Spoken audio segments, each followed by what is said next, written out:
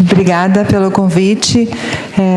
É um prazer retornar aqui depois dos 2 eventos que eu não participava e ver que ele está, de fato, enorme e muito interessante. Bem, então, o objetivo da minha participação aqui hoje é trazer um pouquinho para vocês do que tem de prática, né, de diagnóstico molecular que tem sido utilizada na prática clínica e também um pouquinho da discussão das limitações, uma vez que essas são as indicações. Está caindo aqui. São as sugestões do guideline da Sociedade Americana de Tireoide que vocês têm a obrigação. Obrigada. De esclarecer ao paciente a limitação de cada teste quando são utilizados. Então, como falado hoje de manhã, se você decidir que você vai utilizar a agulha para puncionar esse nódulo, a gente precisa saber das limitações e onde o teste pode utilizar. E, felizmente, na maior parte das vezes, quando a gente faz punção aspirativa por agulha fina, nós conseguimos caracterizar ou diagnosticar esses nódulos, na maior parte das vezes, pelas características citológicas desses nódulos, em benigno e maligno, principalmente no caso dos malignos, no carcinoma papilífero, no medular e no indiferenciado. Mas existe uma porcentagem desses nódulos que as características citológicas, elas não nos permitem classificar esses nódulos como benigno ou como maligno, e eles são classificados como indeterminado, e isso ocorre em até 30% dos casos. E nesses casos, os pacientes são submetidos, na maior parte das vezes, à cirurgia para fazer o diagnóstico, então, cirúrgico. Com o objetivo de diminuir o número de pacientes que caem dentro dessa classificação de indeterminado para a cirurgia, houve, então, uma subclassificação de Bethesda, onde eles foram um pouco mais flexíveis nessa classificação dos indeterminados e subclassificaram, então, em Bethesda 3, 4 e 5, com riscos de malignidade. E aí você poderia, de uma forma um pouco mais apropriada, indicar ou não os pacientes baseados nesse risco à cirurgia, tá certo? Bem, o mais interessante é que dessa classificação de Bethesda 3, 4 e 5, quando analisado a análise histológica desses tumores, eles revelaram que, na maior parte das vezes, esses nódulos que são classificados como indeterminados, eles provaram ser, na histologia, carcinomas papilíferos da tireoide, mas principalmente adenomas foliculares da tireoide e sua variante de Hurto, carcinoma folicular e a variante carcinoma de Hurto, a variante folicular do carcinoma papilífero e o carcinoma papilífero pobremente diferenciado, da mesma forma que o carcinoma medular. Bem, o mais importante é que os nódulos que caem dentro dessa zona de indeterminado, que é considerada uma zona cinza no diagnóstico, o risco de malignidade ainda, ele é muito alto, simplesmente para a gente seguir esses nódulos, mas em alguns casos ele também é insuficiente para a gente indicar tireoidectomia total. E nesses casos do nódulo indeterminado, mesmo quando é indicado lobectomia, então, no caso desses algoritmos que inclui a lobectomia como uma das oportunidades de tratamento, mesmo nesses casos existe uma forma de a gente melhorar esse diagnóstico do nódulo indeterminado. Então, quando você tem um indeterminado, a maior parte deles são benignos, e nesse caso, então, você tem um overtreatment desses nódulos, né, você faz a cirurgia desnecessária, mas naqueles casos onde você tem uma lobectomia e é um tumor invasivo, você precisa fazer um retorno à sala cirúrgica, e então, nesses casos, é que o marcador molecular poderia auxiliar na determinação do diagnóstico definitivo, e é nessa hora, né, então, nos nódulos indeterminados, é que ele principalmente seria útil, para que você pudesse reclassificar esses nódulos como benigno, né, então, utilizando os testes que excluem a malignidade, ou ainda aqueles usando esse teste molecular, queria dizer que esse nódulo é um nódulo maligno, e aí você teria, então, uma única cirurgia ao invés de uma da cirurgia complementar se fosse feita lobectomia. Bem, o que a gente espera de um diagnóstico molecular? A gente tem duas medidas que são fundamentais. Então, quando a gente tem um teste molecular, nós temos duas predições. Uma delas é que você tem a doença e a outra é que você não tem a doença, ou seja, você teria um nódulo benigno ou um nódulo maligno. E essas medidas de valor preditivo positivo e valor preditivo negativo é que são fundamentais para a gente avaliar a aplicação desses testes na prática clínica.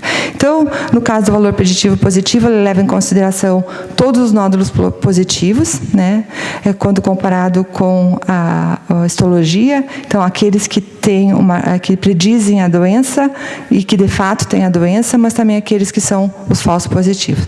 No caso do valor, e nesse caso desse teste, todos os testes que têm um alto valor preditivo positivo são aqueles testes que são mais efetivos em predizer que você tem a doença, no caso aqui o câncer.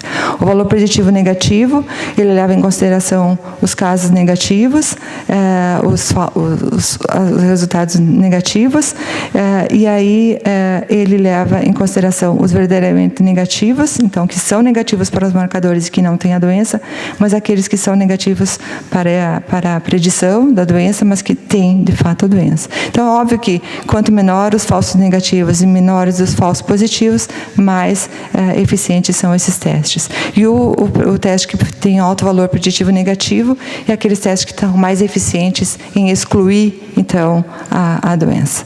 E a sensibilidade está associada a valor preditivo negativo, da mesma forma que a especificidade está associada a valor preditivo positivo. Então, nós temos dois testes que utilizam essas duas estratégias. O primeiro deles, que é comercialmente disponível, é esse Gene Expression Classifier, chamado GES, que ele é comercializado pela firma. Esse teste tem uma característica que ele é um Rule Out Test, porque ele tem uma característica de uma alta predição negativa da doença. Então, ele é mais eficiente em identificar aquelas lesões com padrão indeterminado que são lesões benignas e que, dessa forma, o objetivo é evitar o número de cirurgias desnecessárias para os nódulos benignos. Esse teste, ele analisa a expressão de 167 genes. Para realizar esse teste, é necessário pelo menos no teste original, no ensaio original no qual ele foi desenhado, foram de 2 a 5 punções aspirativas, seguidos de ultrassom, e eles não são somente utilizados naqueles nódulos que não têm o diagnóstico definitivo de benigno ou maligno, portanto, eles só podem ser utilizados nos nódulos indeterminados, então, portanto, Bethesda 3, 4 e 5, no estudo inicial. Como é que ele funciona? Então, esse teste ele passa por uma análise inicial, então são 167, mas primeiro ele é avaliado para o nível de expressão de 25 genes, e que compõem o que eles chamam de 6 cassetes. Esses 6 cassetes, eles são capazes de excluir, né, ou pelo menos pré-analisar esses nódulos para essas lesões que são mais raras encontradas na tireoide, como metástases de alguns outros tumores, doença de paratireoide, carcinoma medular da tireoide e as lesões de HER2. Quando ele dá esse teste, identifica alguma dessas lesões, eles são automaticamente classificados como suspeitos, e aí então são suspeitos para maligno. Quando eles passam por essa predição, eles são então submetidos a uma análise desses 142 testes, desses 142 genes, e eles são classificados então como suspeitos para malignos ou como para benignos. Essa é a análise inicial, esse estudo inicial. Então, ele analisou 260, apesar de iniciar de mais de 500 nódulos indeterminados, depois de uma série de exclusões, inclusive por análise de qualidade, idade do paciente, tamanho de tumores. Então, esse teste ele não é aplicado para pacientes menores de 18 anos e nem para nódulos com menos de 1 centímetro. Ele foi utilizado. Então, o resultado inicial desse teste é que você tem um valor preditivo exatamente bem alto, que era aquilo que ele foi desenhado para ser realizado, então valor preditivo de 93%, e um valor preditivo positivo baixo. né? O que significa que em torno de 50% dos nódulos que foram classificados como suspeitos, na verdade, eles são nódulos benignos. Então, você ainda tem uma classificação exagerada, né, digamos assim, desses nódulos. Essa aqui, quando você tem o resultado, valor preditivo positivo e negativo desse teste, subdividido pelas categorias de Bethesda 3, 4 e 5, e aí você vai diminuindo o valor preditivo e negativo desse teste à medida que aumenta, então, essa classificação. E nesse caso, então, aqui, o que os autores sugeriram é que, para aqueles nódulos de Bethesda 5, esse teste não seria um teste indicado, porque o risco de desenvolvimento de câncer é muito alto só para você seguir esse paciente baseado nesse perfil de expressão gênica.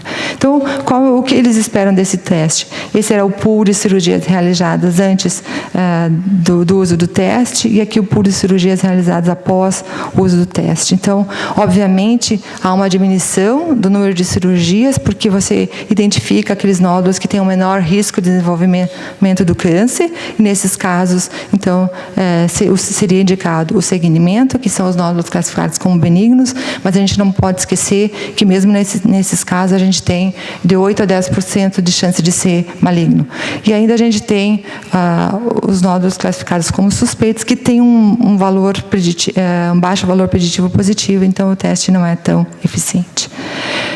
Eu vou passar esse slide. Esse aqui é só uma tabela de todos os estudos que foram feitos posteriormente, esse estudo inicial de 2012, inclusive pelo grupo do Alexander, e até recentemente. Então, aqui, para vocês verem a sensibilidade, especificidade, valor preditivo e negativo, e aqui, então, os nódulos que foram ressecados cirurgicamente após a análise do teste.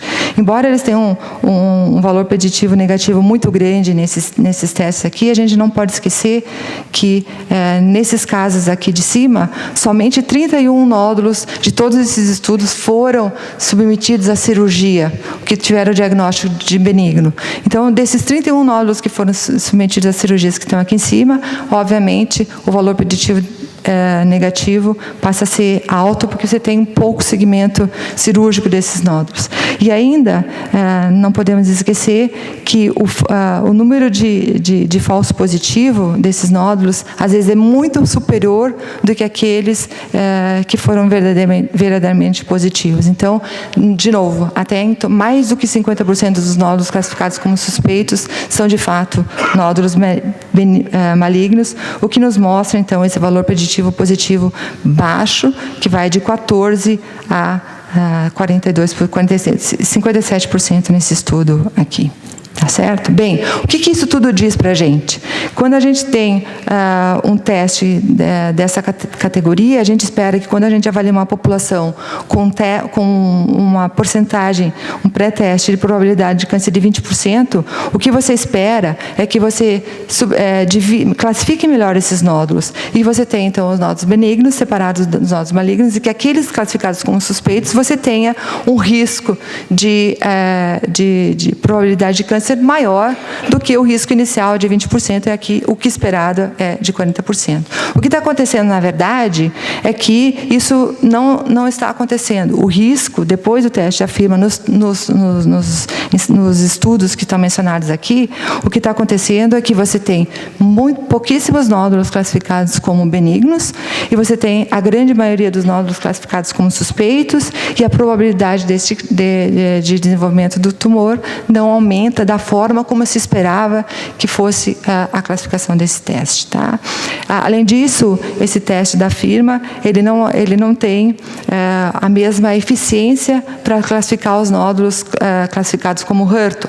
E nesse caso aqui, é um estudo especificamente feito com neoplasias de HER2, onde você tem, antes do teste, aqueles que foram submetidos à cirurgia, um grau de malignidade de 34%, e aqui, após a aplicação do teste, o grau de malignidade dos nódulos classificados como suspeitos diminuiu para 14%.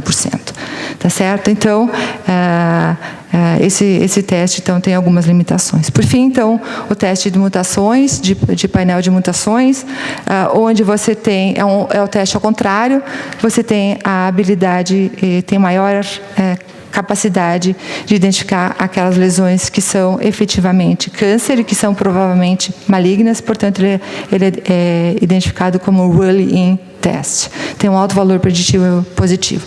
Esse teste, ele começou como um painel de 7 genes, onde inclui, então, as mutações nos genes RAS, nos 3 genes RAS e no BRAF, além das fusões gênicas do RET-PTC e do PAX8, PPRH-gama. Portanto, você precisa da análise do DNA e do RNA dessas amostras. Ele iniciou sendo comercializado pela Suragen e agora ele é comercializado, tem um outro nome, chama TIDNex, e é comercializado pela Interpace Diagnosis. Esse aqui é o resultado de todos os estudos que foram realizados com esse painel de 7 mutações, e ele, de fato, esse aqui foi o primeiro estudo pelo grupo do professor Nikiforova, aqui dividido por, quando possível, por Bethesda 3 e 4, e aqui, nesse caso, você tem um alto valor preditivo positivo, porque esse teste foi desenhado para isso, a presença da mutação nos dá uma maior especificidade do teste e nos define, então, que aquilo ali, a chance de ser um câncer é aumentada. E o valor preditivo negativo não é tão bom quanto o outro teste, mas isso é esperado porque a porcentagem, essas mutações não conseguem identificar todos os carcinomas papilíferos ou carcinomas foliculares identificados na população. Então, o valor preditivo negativo do teste, ele varia de 56% a 100%, e ainda você tem, então, a chance de perder o câncer nesses pacientes. O ideal é que a gente tenha um teste com alto valor preditivo positivo e alto valor preditivo negativo, para a gente melhorar esse futuro. E talvez, então, esse estudo que a Edna já mencionou na aula dela, que avaliou em torno de 500 casos de carcinoma papilífero da tireoide, eles tinham o objetivo de identificar o maior número de mutações nos pacientes com carcinoma papilífero da tireoide, todos os eventos genéticos associados e com o objetivo de diminuir o que eles chamam de dark matter, ou seja, aquele número de tumores do qual a gente não conhece as mutações, e aumentar, então, o valor preditivo desses testes. Esse aqui foi o estudo onde eles utilizaram várias plataformas, inclusive essa que a Edna falou de microRNA, mas outras plataformas importantes para avaliar esses casos. O único problema é que a maior parte dos estudos que foram feitos foram em carcinoma papilífero clássico. Esse aqui é o resultado desse teste, onde você tem aqui a porcentagem da mutação. Aqui são todas as amostras, aqui em cima, e aqui os genes que foram mutados. Como vocês podem ver, em torno de 60% dos tumores têm mutação no gene BRAF e no RAS, e algumas outras mutações que são importantes em genes de reparo, genes supressores de tumor e novos genes que foram mutados nessa plataforma, além das mutações no gene TERT. Além dessas mutações, também foram identificados novos rearranjos genéticos nos genes BRAF, RET, PAX8, PPRH-gama e alguns outros genes, e todos esses genes foram incluídos dentro desse novo painel, que inclui não só mais aqueles 7 painel de marcadores, mas também esses novos genes identificados nessa plataforma, e esses novos rearranjos, e faz um perfil de 56 cânceres associados ao câncer da tireoide. Como vocês podem imaginar aqui, eu já esperaria que isso pudesse acontecer. Você aumenta a sensibilidade e diminui a especificidade, porque você inclui aqui mutações em genes, como, por exemplo, o receptor do TSH, que sabidamente é identificado em lesões benignas, o que, então, poderia identificar algumas lesões que não são, de fato, câncer. Então, isso aqui, o que eles acreditam, que utilizando esse painel, você consegue identificar quase todos os carcinomas papilíferos da tireoide. Em torno de 10% é que eles não conseguiram identificar nenhuma mutação que seria incluída nesse painel. E aqui, então, é o resultado já existem 2 testes na literatura que utilizaram esse painel estendido, digamos assim, além daqueles 7 genes, e aqui, então, a sensibilidade, a especificidade, valor preditivo positivo e negativo. Então, o primeiro teste do Nikiforova teve um alto valor preditivo positivo e diminuiu o valor preditivo positivo do teste em função de incluir essas mutações mutações que não são específicas de câncer. E no segundo estudo posterior, o valor preditivo positivo foi ainda inferior. Então, eu acho que a gente ainda precisa repensar um pouquinho nessa análise. E teve um estudo recente que uniu as dois painéis de mutação. Utilizou o painel de 7 genes mais um painel de microRNA, com o objetivo de ver se a combinação dos 7 genes mais os microRNAs, você poderia aumentar o valor preditivo positivo do teste negativo. E, de fato, nesse estudo, ele demonstra que o conjunto de 17 microRNAs que fazem parte desse painel aumentaram o valor preditivo negativo, bem como o valor preditivo positivo desse teste. Bem, para resumir, para finalizar, eu queria dizer que isso aqui são as recomendações da ATA, quais são as recomendações para o teste molecular. Como já mencionado no início, a gente não tem até o momento um teste molecular ótimo, que pode definitivamente rule out ou rule in malignas, né, nos tumores da tireoide, e a recomendação é que a gente tenha que tomar essas decisões com cuidado e, principalmente, recomendar aos nossos pacientes, quando a gente solicitar esses testes, esclarecer quais são as limitações dos testes que estão comercialmente disponíveis, tá certo? Só queria dizer que o futuro é isso, nós precisamos ainda encontrar novos marcadores que vão fazer, principalmente, benignidade, né, para o painel de mutações, onde a gente pode associar, então, o que a gente já tem. Não é que a gente vai esquecer ou ignorar esses resultados, a gente só precisa melhorar esses resultados, incluindo novos marcadores associados a esses painéis. Obrigada.